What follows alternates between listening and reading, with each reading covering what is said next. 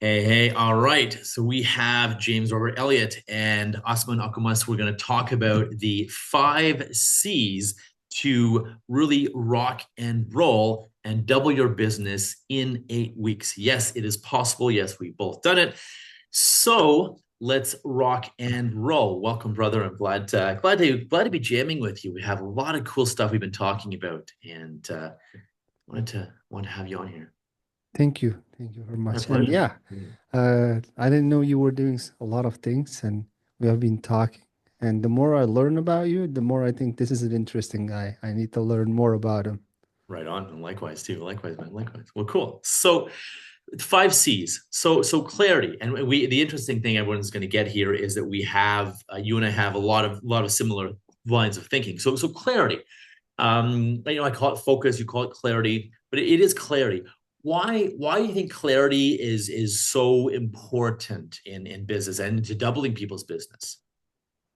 I think most of us as business owners, we have an kind of idea. Sometimes we think we know what it is, but as when you have absolute clarity, when you can take away the limiting beliefs, when you can take away the worries of what if people might say, and you just put yourself in a space where none of that is present and you ask a question, you're going to get a much more clear answer. And one example that I give is like when you ask a child a question and you got an angry parent, right? The child is never going to give the honest answer. True, The angry parent is your limiting beliefs. And you're asking yourself a question with filters. true, true.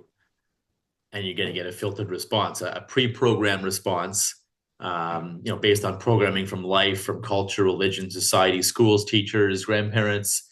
What I miss? Exactly.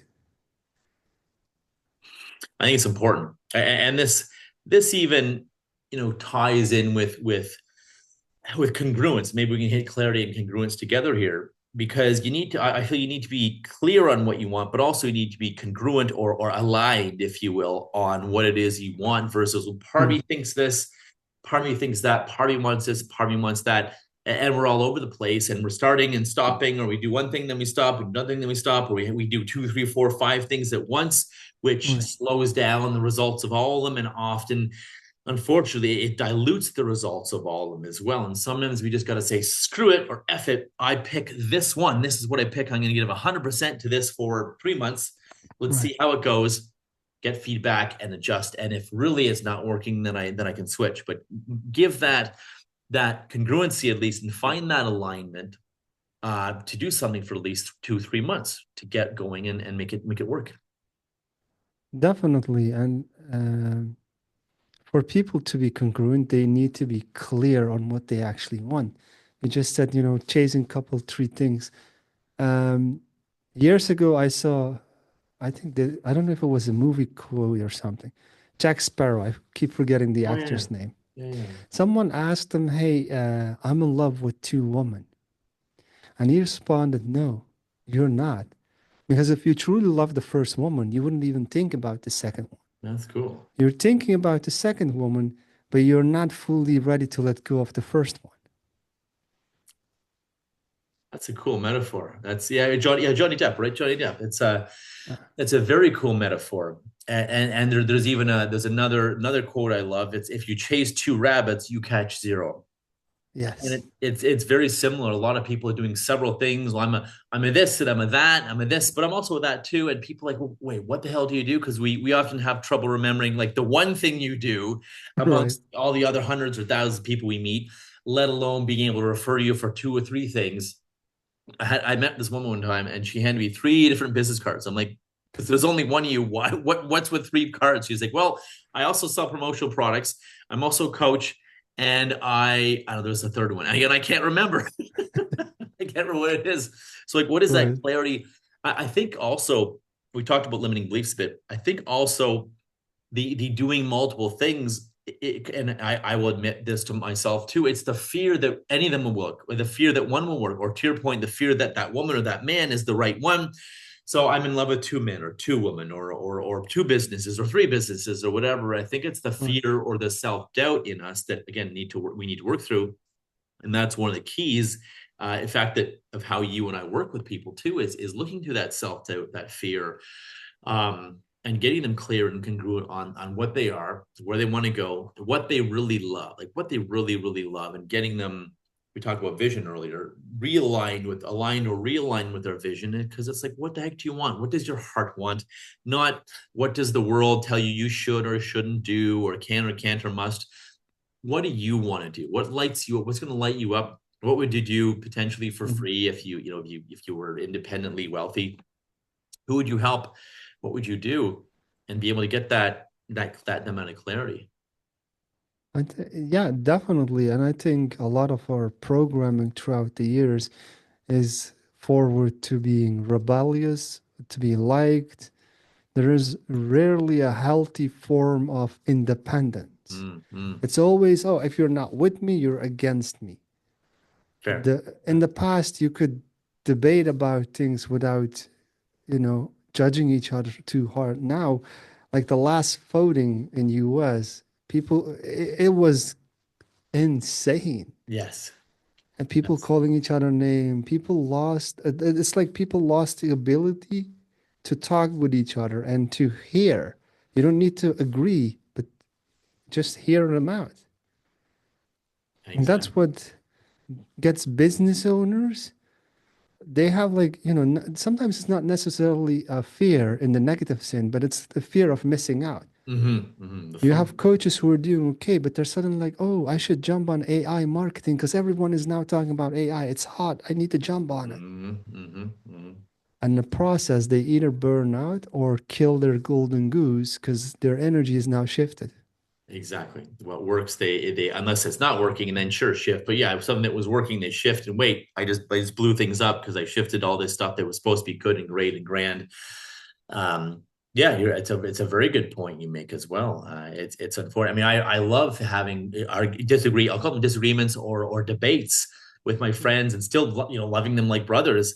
But also having I don't agree to disagree, or no, I don't quite believe that. Here's why, and learning, being open, and you may, even if you never completely agree with someone, you may learn or be able to be open or see a different view or learn something. Versus, to your point, just because someone has a different political affiliation, just literally people not being able to exist together or be friends or talk or we're against you, you're against. Aren't we all here to have a country or world that is happy, is profitable, is wealthy, happy? For the good of everyone. Isn't that really why we're here? Versus hating each other because of who you voted for. I mean, you Yeah. know. Um, and don't get me started about that about democracy, air quotes, in our countries where we have one or two, well, not one, but two or three or four people to vote from, and that's it. We have a choice.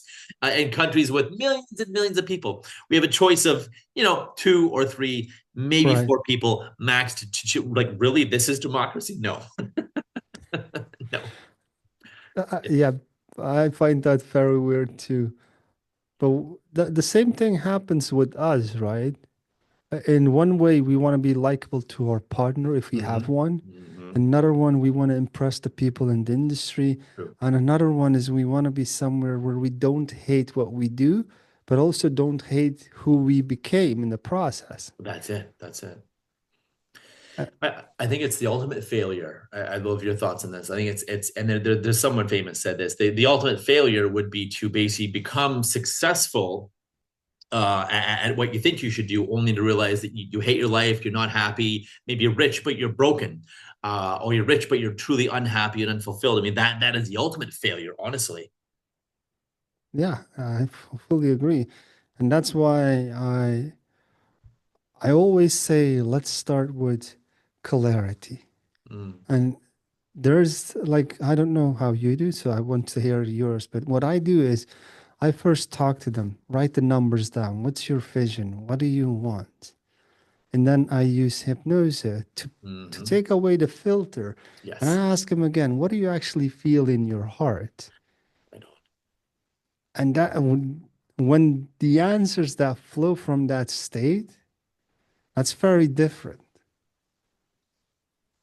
I agree. Versus all the heady, I shouldn't, I can, I must, or like what's going to make me look good, what's going to be, rich in a nice car, so people think I'm great and I'm cool and I'm special. Versus and all the BS, all the stupid crap that we get wrapped up in. Versus, to your point, what is my heart? To your exact point, what does my heart really actually want? When you get rid of all the noise and the programming and the should and shouldn't and wanting to be likable. I met this lawyer, high level lawyer, very successful in a lot of people's eyes. However, she was miserable, totally miserable in a lot of people's eyes. And it was very unfortunate, actually, because she was not happy. All she wanted to do was be a yoga teacher, and she was extremely unhappy, which was heartbreaking. But she built this life that required the income of this high priced lawyer to have the Mhm. cars and the social and the parties and the outfits and all this crap to be able to do that. So she, air quotes, could not stop being a lawyer and do her love of being a yoga teacher. And who knows, maybe she would have made millions as a yoga teacher anyways. You never know, but it's heartbreaking. Exactly. But to your point, it's what is that programming making you think you should or shouldn't or have to or can't or Right. must do? What is that bullshit that we're people pleasing just to be liked, not to be ostracized? And what road is it leading us down that's really messing with us ultimately?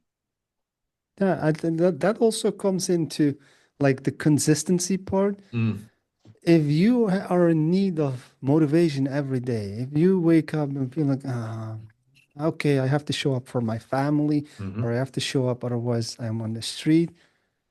That consistency is gonna eat you and burn you out.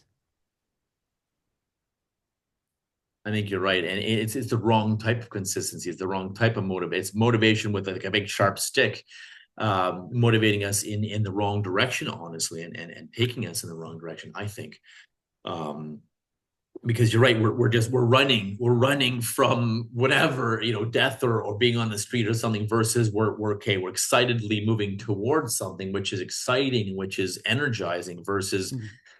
tearing us down that consistency. And I think by finding what you love and doing the right actions, the actions that will consistently get you there. Versus and looking and acting and reflecting, versus just being on the treadmill, running, actively reflecting on, okay, what am I doing, do I like that, do I not like that, is it working, is it not working, how can I do better, what do people need from me differently? The consistently reflecting, I think, is key. But consistency, yeah, what is your consistency?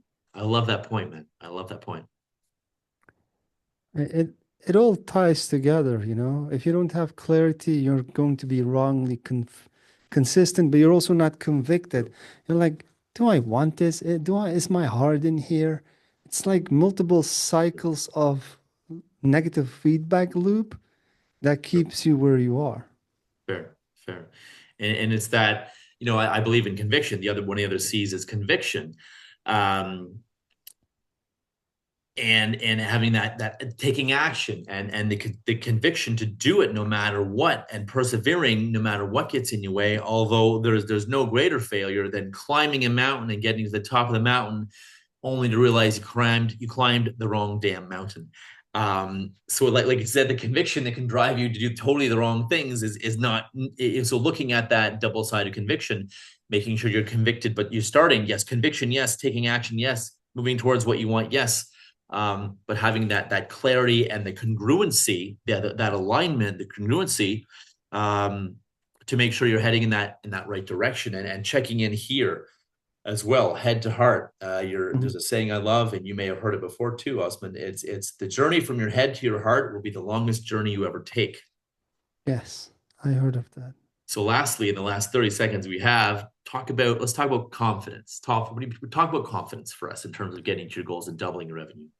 If you get the clarity of what to do, the next step is actually having the confidence to rip apart what was you to build out a new you. And this Sure. is going against what everybody is thinking that you are. You need Agreed. to say, that's not me anymore. That's the past. I'm now building this. That's why the confidence is one of the key elements.